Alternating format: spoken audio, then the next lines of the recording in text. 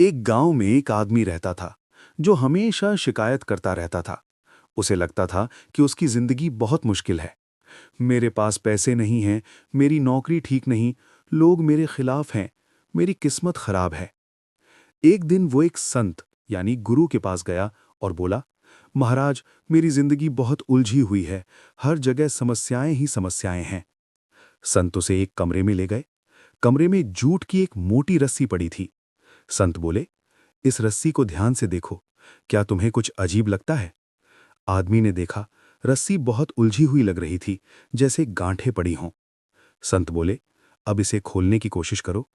आदमी ने जोर लगाया, पसीना बहाया, रस्सी को खींचा, लेकिन जितना जोर लगाता उतनी ही रस्सी और उलझती हुई लगती। फिर संत मुस्कुराए और बोले, अब शांति से ध्यान से देखो, बिना जोर लगाए। आदमी ने ध्यान से देखा तो पाया, रस्सी में असल में कोई गांठ थी ही नहीं। वो तो जूट के रेशों का प्राकृतिक बनावट था, जो दूर से समस्या लग रही थी। संत ने कहा, बिल्कुल यही तुम्हारी जिंदगी की शिकायतें हैं।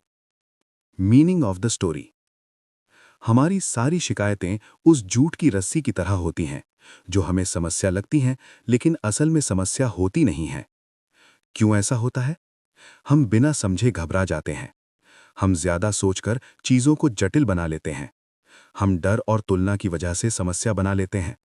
हम समाधान देखने से पहले ही हार मान लेते हैं। असल समस्या बाहर नहीं होती, हमारे सोचने के तरीके में होती है। ताकि हर दिखने वाली समस्या असली नहीं होती। कई बार डर बराबर समस्या, ओवर थिंकिंग बराबर समस्या, कंपैरिजन बराबर समस्या, लेकिन हकीकत में हालात संभाले जा सकते हैं। जोर लगाने से नहीं, समझने से हल निकलता है। जैसे रस्सी जोर लगाने से और उलझती है, शांति से देखने पर साफ हो जाती है। जीवन भी ऐसा ही है। शिकायत करने से नहीं, दृष्टिकोण बदलने से जीवन बदलता है। जो व्यक्ति हर चीज में समस्या देखता है, वो समाधान कभी नहीं देख पाता। 80% समस्याएं हमारे दिमाग में होती हैं। रियलिटी में हम ज्यादा मजबूत हैं। हालात उतने बुरे नहीं होते। हम सोच से ज्यादा केपेबल होते हैं।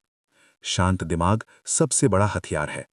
जब दिमाग शांत होता है तो समस्या छोटी लगती है, समाधान साफ दिखता है, डर खत्म होने लगता है। जीवन की अधिकतर परेशानियां जूट की रस्सी की तरह होती हैं। दिखती बहुत बड़ी हैं, लेकिन ध्यान से देखें तो होती ही नहीं।